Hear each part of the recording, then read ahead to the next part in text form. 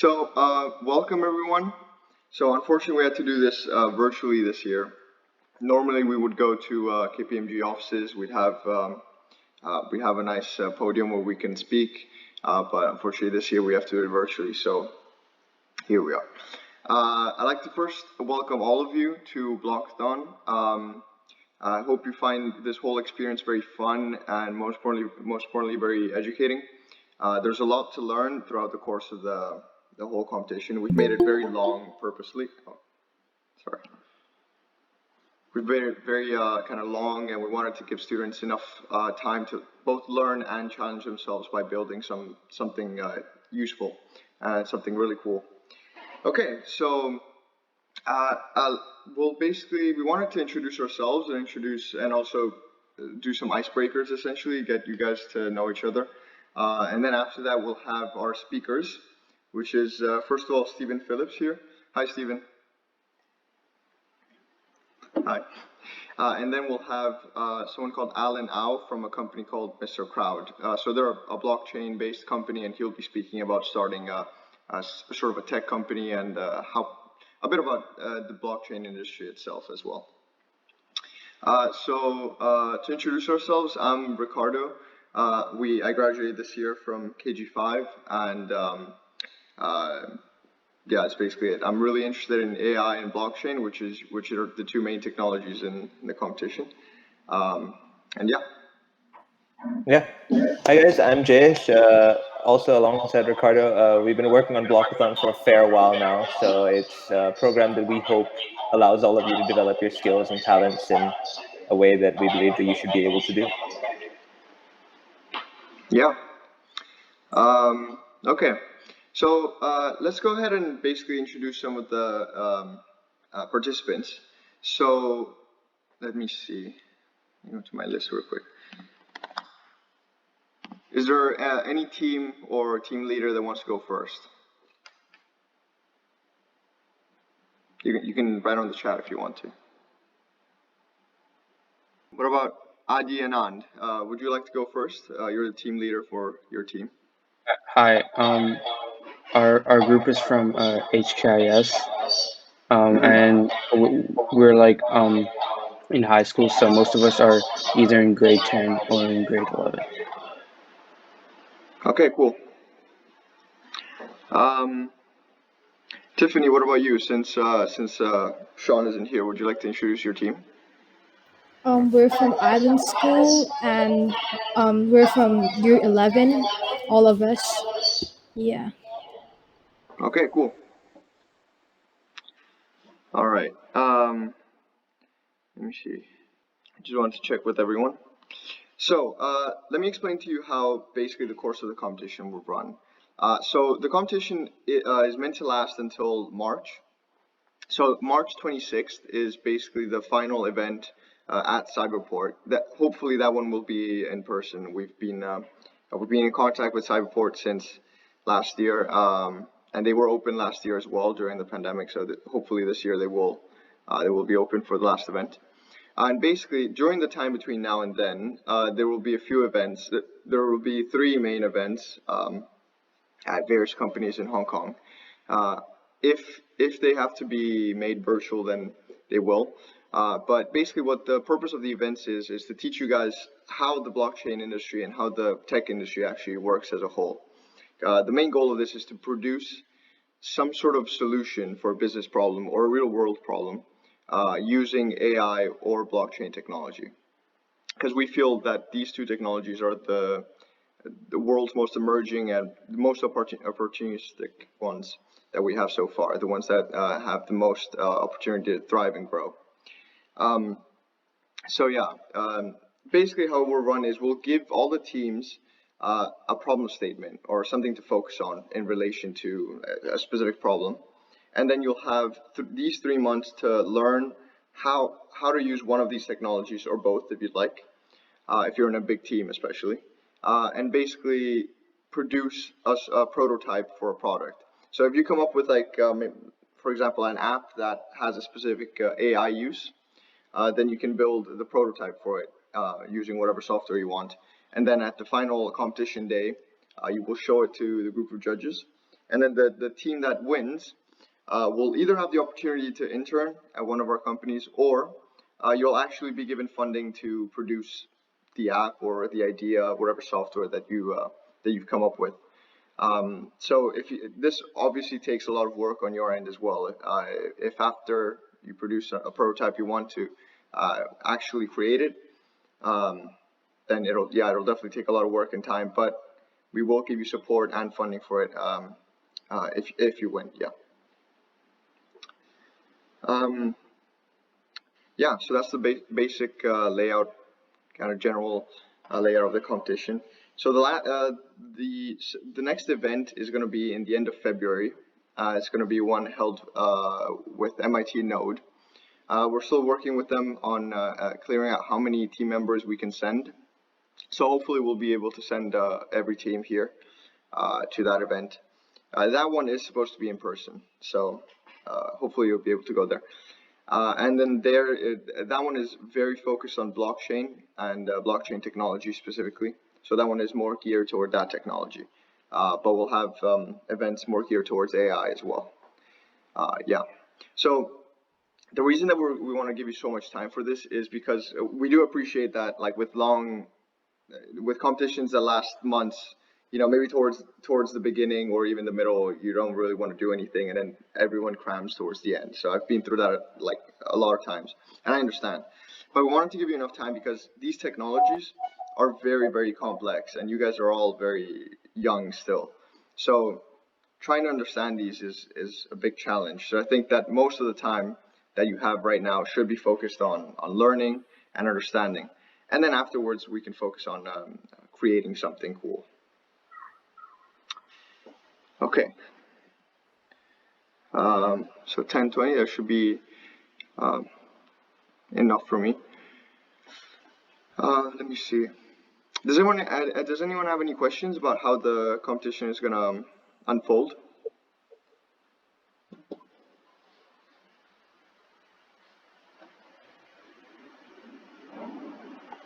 No? Okay. Oh, by the way, the specific problem statements will be sent to you after this event. So after this one, we'll send you the specific problem statements that you'll be focusing on as teams. Okay. Stephen, we're a bit early, but we can start the speech now if you'd like. Well, good evening, everybody. It's really a pleasure to have the opportunity just to share some thoughts with you, particularly about the startup ecosystem in Hong Kong. Before I jump into that, perhaps I could say a few words about what I see driving so many entrepreneurs. And really that's a desire for impact. And actually impact is probably one of my favourite words. And I genuinely think that impact is what life should really be all about, whatever route life takes you. And boy, does the world need impact now. To state the obvious, the world is facing a whole array of challenges at the moment, the likes of which I certainly never seen in my career, and of course I'm a lot older than all of you guys. And it's certainly the most complex and challenging time that I've ever experienced in my career. So just COVID-19, climate change, inequalities of all sorts, geopolitical tensions, economic conditions that see so many economies on the brink of quite significant disaster, with impacts on people's livelihoods. So lots of challenges, but despite this, I'm resolutely optimistic. And one great thing I think that entrepreneurs bring to the table is that from adversity, they really do find the solutions to bring us and take us to a better future. And at the end of the day, that really is what impact is all about. So perhaps now I can just chat through what I see in my role at Invest Hong Kong in terms of the startup ecosystem right here in the city. So I'll probably spend 20 minutes or so talking through some things that I see. So I'll talk a little bit about the role of Start Me Up Hong Kong, which is a dedicated team at Invest Hong Kong that works with startups both locally and from all around the world. I'll share with you some of the business advantages that Hong Kong has got, which act as magnets for these startups and early stage companies from around the world. I'll give you a feel for the state of the startup ecosystem in the city, some of the sectors that we're seeing that are really buzzy, and also where some of the startups are coming from. I'll then talk a little bit about the ingredients that make Hong Kong such a premier startup hub. And that's very important to entrepreneurs. I'd then like to touch on the Greater Bay Area, and indeed beyond, which we see as a phenomenal opportunity for early stage companies. At the end of the day, the Hong Kong market, yes, it's sophisticated, but it is relatively small. And when you look at Hong Kong, 7.3 million people, you look at GBA, 10 times the size, 72 million people. So that is what's capturing the imagination of so many companies that we're talking to. I'll share a little bit about the Start Me Up Hong Kong Festival, which is something that we run every year. And that might be something that some of you would like to get involved in. Then I'm going to share with you 4 case studies, which hopefully will give you some inspiration about how entrepreneurs right here in Hong Kong really have made a difference, making that impact that I touched on. And then finally, I'll leave you with some contact information if you ever want to chat with me or my team at Invest Hong Kong. So Invest Hong Kong itself is a department of the Hong Kong government, and our role is to help companies from all around the world, including from the mainland, to set up and grow in Hong Kong. And for 5 years or so now, we've had a dedicated startup team to cater to the very specific needs and challenges that early stage companies face. We help them at every step of the way through planning, so building the business case for making an investment. We then help them through the setup process, ultimately through launching the business, getting plugged into different parts of the network in Hong Kong, and ultimately we work with companies to help them expand either in Hong Kong, the GBA, into ASEAN markets, or even further afield than that. Hong Kong, as I'm sure you know, is one of the freest and most vibrant economies in the world. And this slide shows some of the factors which are really important to businesses of all shapes and sizes that we work with. The simple and low tax system in Hong Kong is a significant attraction. The fact that it is such a free and open market, where government leaves business to get on with what business does best, also very important. The intellectual property environment in Hong Kong is world class, again important for many of the tech-driven companies that we work with. The rule of law based on common law, also very important to the companies that we work with from around the world, because there's a degree of familiarity of working with common law systems. The infrastructure that we've got, whether it's the MTR, whether it's the airport with its amazing connectivity to the rest of the world, is also so very important to businesses that use Hong Kong for the rest of the region. And of course, for many businesses, capital raising is also very important, whether that's early stage or whether it's exit through M&A or whether it's doing a listing on the Hong Kong Stock Exchange, which really is probably the most buzzing market in the world at the moment. And there's one important thing that's missing from this slide, which is talent.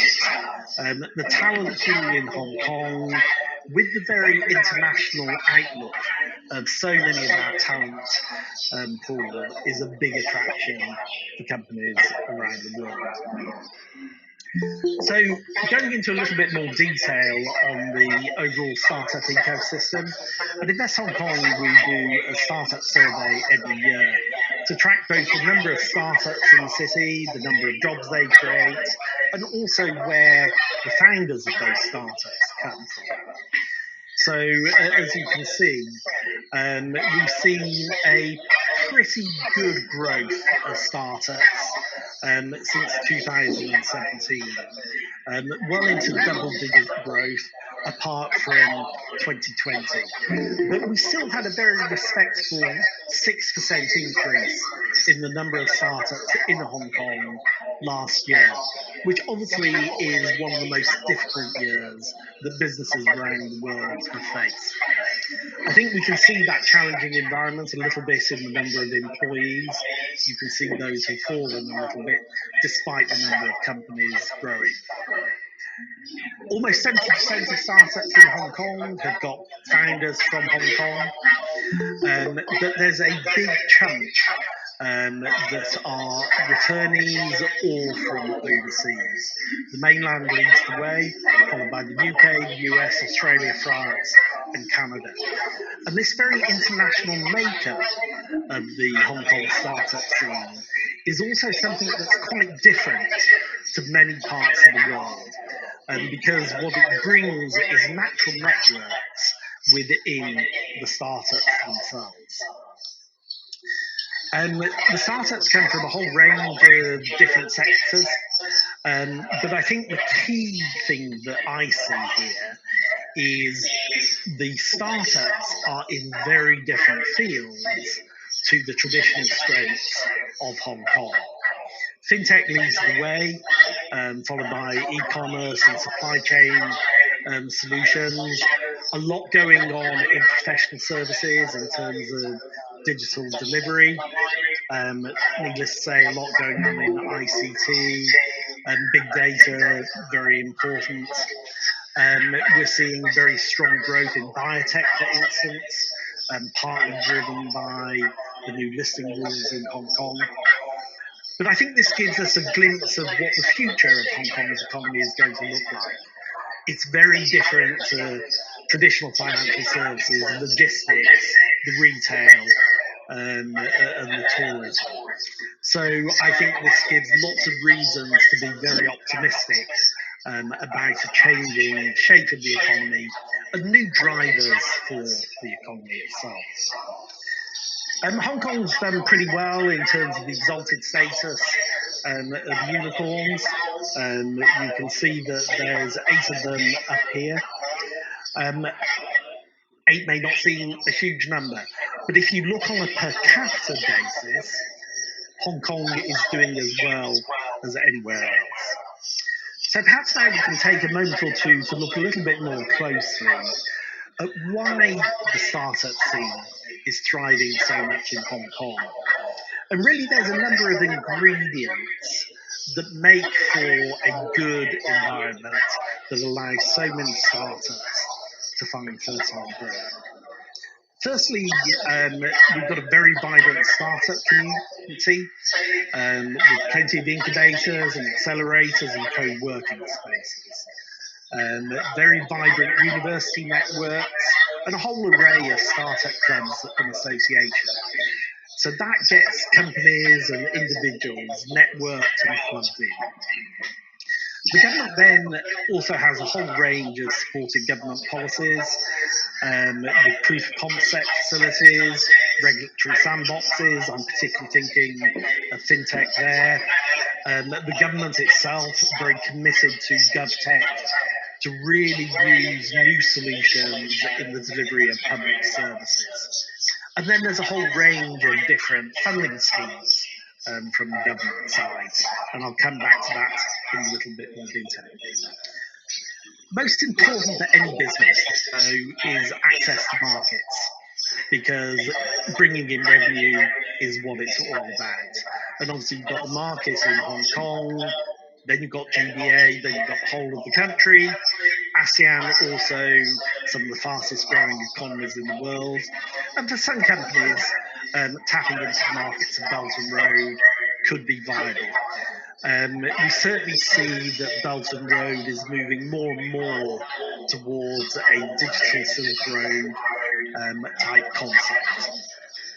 On the funding side, Hong Kong has got lots of different funding schemes, so a whole range from the government at every stage of development of the company. Obviously, we've got a deep VC and PE ecosystem in Hong Kong, and a whole range of debt options. And then ultimately, for the companies that are most successful, is listing on the Hong Kong Stock Exchange. We do well in terms of the universities in Hong Kong, in terms of global ranking. But we also have schemes that can help us bring in high quality talent to supplement areas where maybe we have a little bit of a deficit. I mentioned that Invest Hong Kong, we do an annual startup festival, which brings together companies and entrepreneurs from all around the world. Our last one was in July 2020. I show this largely because it shows you how many people from around the world are interested in what's going on in Hong Kong. I know you have a barrage of negative news constantly, skepticism about the future of Hong Kong. But you don't get 181,000 people spending their time over a week-long program unless they're genuinely interested. And that's from 97 countries around the world. So I think this tells us something about Hong Kong that should give us confidence about the city that we work in, live in, and that we love so much. And we all need absolute confidence that Hong Kong is not going to just plod along, but will thrive in this new world that we're entering into. It's going to be so driven by new technology platforms and new innovations. And I think the Startup Festival just gives us a glimpse of what people around the world see that perhaps we don't see as clearly as we need to in Hong Kong. I said I was going to share some case studies with you. The first one, the founder, Stephen Lam, a company that I'm sure you've seen on the streets of Hong Kong, Go Back, one of my favourite companies in the world, actually. Stephen was entrepreneurial from a very young age, dropped out of school, then studied in the US, works in investment banking. So really, just to wrap up, I wanted to leave you with some words of inspiration from Confucius and Martin Luther King. Confucius said, "Our greatest glory is not in never falling, but in rising every time we fall." And this is back to this point about persistence and tenacity being so very important as an entrepreneur.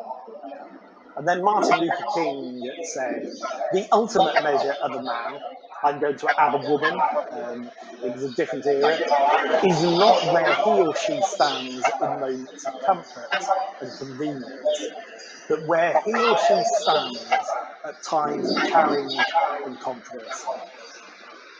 And it is in these challenging times that entrepreneurs genuinely step up to the plate. They see a problem, they foresee a solution, and they drive. I hope we can keep in touch.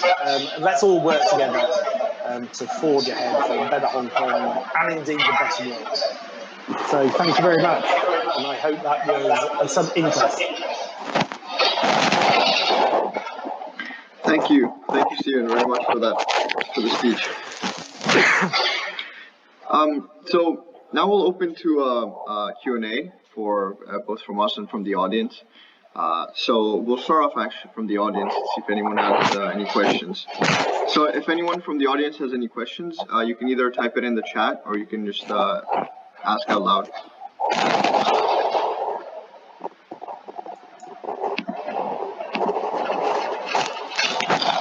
I had a question. Yeah, feel free. Hi, thank you so much for your speech. It was really interesting. I was wondering whether, like, how do startups get initial funding for launching their businesses? Yeah, thank you. Most startups will do something called bootstrapping. So at the very earliest stages, they will use money that the founders have saved. They'll talk to family, friends, acquaintances, and get a little bit of money to get the business at least up and running to a certain extent. Then probably the next stage is to go to what's known as angel investors, who take an interest in investing in very early stage companies at the riskiest time. They're very often entrepreneurs themselves. Perhaps they've been very successful, they've exited a company that they started, and they want to contribute and help other entrepreneurs succeed. And then really the next phase is you move on to the venture capital and ultimately private equity and then listing. So there's several stages, sometimes they overlap, but typically that's the journey. Thank you. Okay.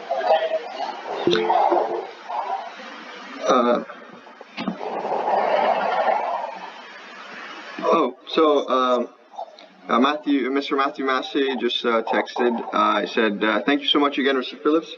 Just interested to know more about what you think makes a successful entrepreneur and what ways you think students can head towards this path." Yeah.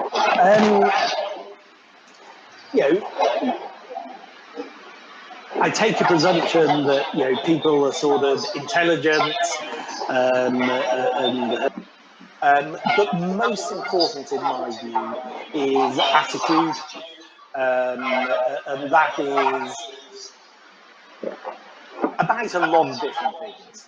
It's about understanding the marketplace, so seeing those opportunities where there's a gap or where things can be delivered differently. It's the ability to work with other people to realise the dream, as it were. And it's that ability to be tough.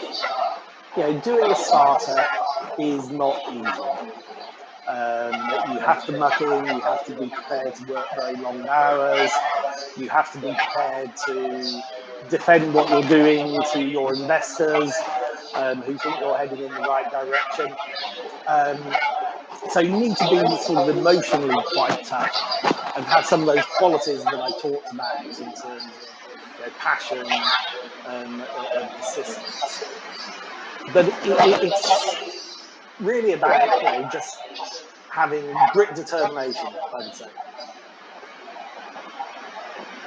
I see. Okay. And as I think Karina said, listen to what others say, but ultimately be determined and follow what you believe in. I see. I also had just a question for you. So we see a lot of ideas. Oh, Mr. Matthew Massey just said thanks. So we see a lot of ideas pop up, especially in such an entrepreneurial city like Hong Kong. I was just wondering, what do you see usually, as in especially early startups, as some of the things that initial entrepreneurs might not see as problems, but then that usually become actually pretty important. So some things that that you see commonly happen for first timers or early startups that become problems or can injure their path essentially to success. Yeah, very good question. I think the first common problem that I see is people who are so passionate in the idea or the technology in its own right, but they haven't identified the problem that they're solving. So it's sort of trying to put a round peg into a square hole. It's always much better to identify the problem and then work out what the solution is. I see. I see. Okay, thank you. Okay, so does anyone else have any more questions? Or Jayesh, do you have any questions?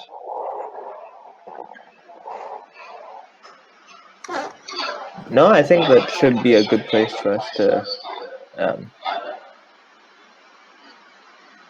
Okay. Okay, well, fantastic, guys. I'll send the slides through to Ricardo so you can have the slides to look at in more detail. And as I said, if I or my colleagues can ever help, get in touch with us. You'll find everybody on LinkedIn. Great. Well, I wish you a fruitful couple of days. Thank you. Thank you very much. Okay. Well, I'll leave you guys now. Thank you. Bye-bye. Bye-bye. Okay. So for everyone left, let me tell you guys what's coming next. So because our next few events are all going to be virtual, we have a lot more flexibility regarding our meeting schedule and what we're going to do. As I said before, shortly we'll send to the teams the specific problem statement that you'll be working on, and it'll be basically based on a problem in the world that can be solved or can be at least improved using AI and blockchain. So, as you've heard Mr. Phillips just say, one of the biggest problems that we should definitely not do is just use the technology because it's cool and not find a problem. So we definitely need to focus on solving a problem, or at least making the world a better place using the technology, not just like being, oh, it's cool, so we should make something out of it. So we'll send you those to work on. And then the next few steps that we'll take basically will be on you guys coming up with an initial plan. So sort of like an initial idea on what you're going to be working on based on what we've sent you. And then the next meeting we have is going to be an initial presentation. So you guys basically just present your initial ideas, basically your initial first steps on what you think you're going to be doing, what your product is going to do. And then we can all talk about it, and you guys can present, we can talk about it and see how it goes. And then after that, you guys can basically, we'll all talk about all the ideas, and you guys can fine tune on some areas that you want to work on and some areas that you might think are not working. And basically just fine tune your ideas so that once you actually start working on it, you're very clear on what you need to do. So just to be essentially more specific, what we're going to do is we're going to send you a specific problem. So let's say we want to focus on something. This is not a problem that we're going to send you, but for example, calculating what a user, the user preferences on Amazon, for example. So Amazon already does this, but let's say you want to build something that calculates what the user usually buys on a website like Amazon. So that's a problem usually solved by AI. So if we send you that problem statement, then the next meeting would be the teams talking about their specific solution, explaining how their solution works, like the general guidelines. It's not like the final presentation clearly, it's just the basic idea that you guys have formed. And then there we can talk about it and you guys can fine tune it or even just change the idea completely if you want to. And then we can work off that. And then the final event on the 26th will be you guys actually preparing everything, getting everything finished, getting the prototype done, and then presenting it to the group of judges. So that event will be in person and we'll all have like Blockathon hoodies and all the goodie bags. So it'll be a lot cooler than just a virtual event, but yeah. Yeah, so those are basically the things that we're going to be doing. So also, if you guys want to work on an app more than just an AI or some sort of like software, you can I'll upload some documentation online to learn how to make apps for Android as well. So you guys can decide what form the software will will become. So it could be an app, it could be just code. It's up to you guys. But as long as the presentation is clear on what it is. Um, so yeah, I'll also upload some stuff on how to make an Android app on the website, and you guys can decide. Yeah. So sorry, can we just I just want to get an idea of how much experience you guys have just with coding specifically. Could we go around and basically just see if you guys have done any project? It's totally fine if you don't have any experience. We just want to know. We just want to be clear on what the next steps should be in terms of education. I just want to see who already knows what. Um, so I'll just go in down the list, and then we can see um, your past experience. As I said, totally fine if you've never coded before. It's not a prerequisite for this at all. We just want to know where we're at. Derek. Yeah. I have experience with coding. I do have experience with machine learning, and I belong to Audis group. Okay, that's great. Perfect. Ethan. I don't have any experience with coding. I'm new to this. Okay, cool. Geneva. Yeah, I have experience with coding and machine learning as well. Wow. Okay. Good. Christy. I don't have experiences with coding. Okay. Cool. Matthew. I'm not sure. Sorry, Matthew. I didn't see you on the I have a little bit experience of coding, but not Python. But I'm actually no, I have some experience in Java and other like coding like C, but Python a little bit, and I know quite a lot for blockchain, but I haven't really like started coding or like, I don't really know how to code these stuff. That's really cool. Okay, no problem at all. Tiffany. I have no experience in coding. Okay. Yoonjung Choi. Oh, yeah, I have a little bit of experience in coding and also in machine learning. Okay, great. And finally, Zachary. I also have experience in coding and machine learning. Okay, great. Okay, so it's pretty good actually. We have quite a nice spread of experiences. So to make it more accessible, we made basically we didn't make but we made the course be focused on Python. However, if you want to develop yours in a language that you're more familiar with, it's totally fine. We don't we just encourage Python to people that are just starting because we think it's the most functional and also the easiest to use language. However, if you start off with C or Java, it's totally fine to use that if you want to. And then for blockchain, we'll also be focusing on writing smart contracts. So the blockchain technology in itself is basically just a theoretical concept that you will need to learn. But then to actually use it to develop something, you'll basically need to learn a programming language called Solidity. So Solidity is very similar to JavaScript, if any of you have ever used it. But it's just another programming language to basically code using the Ethereum blockchain. So that'll be the second kind of thing that we'll all be learning. However, again, if you guys already have experience with blockchain and want to use another language, it's totally fine. As long as the product comes out well, it doesn't really matter what language you use.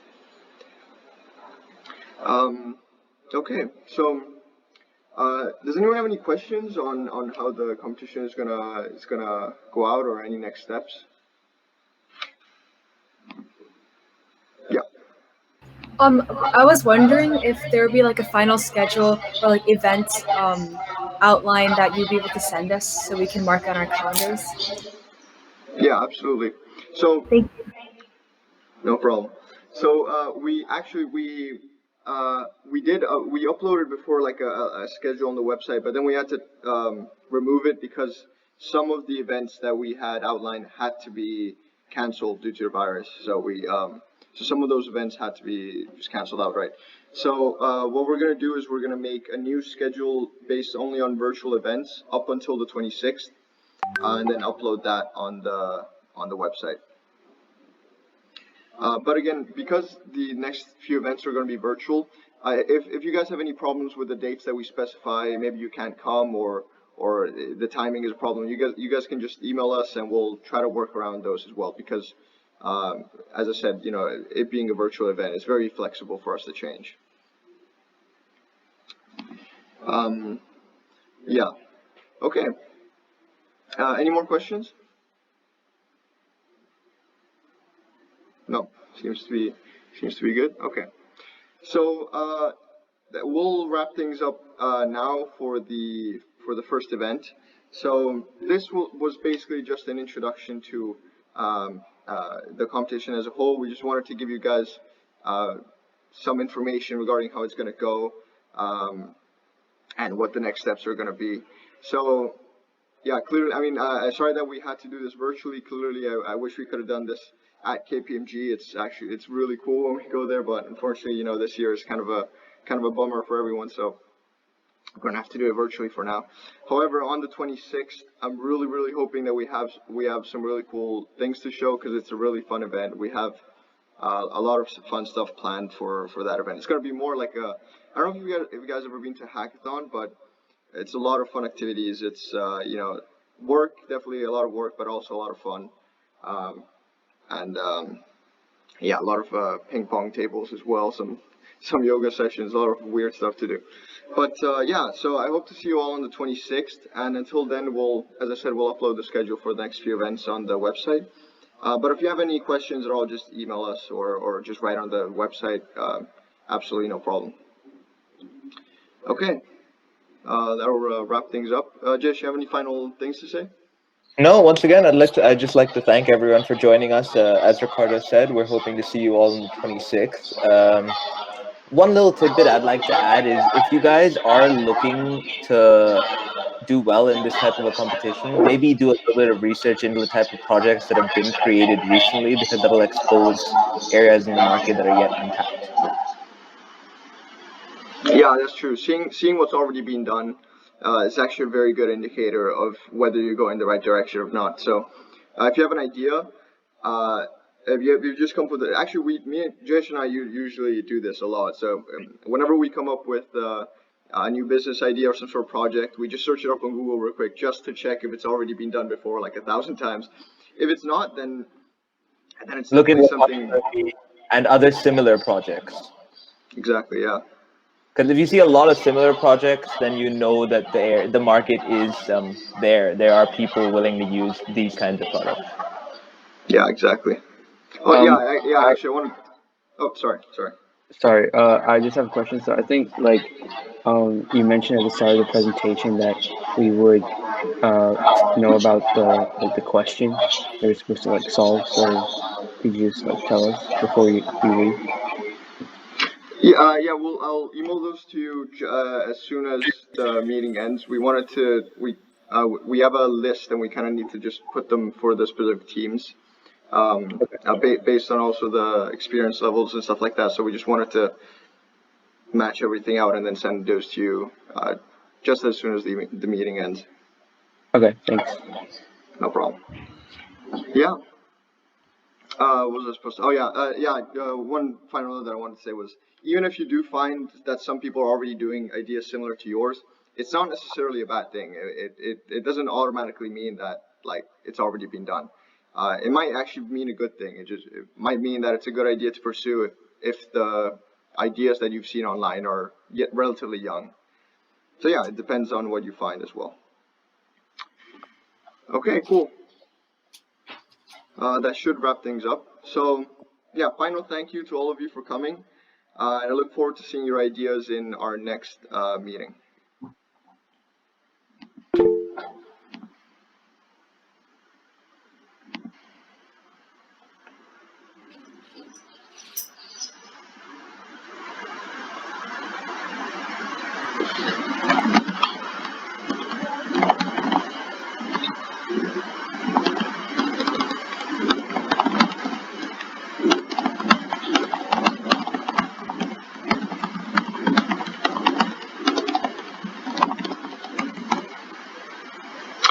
Okay, and that's basically a wrap. So I will see you guys in the next one. All right, bye everyone. Bye. Thank you. Bye. Thank you. Thank you.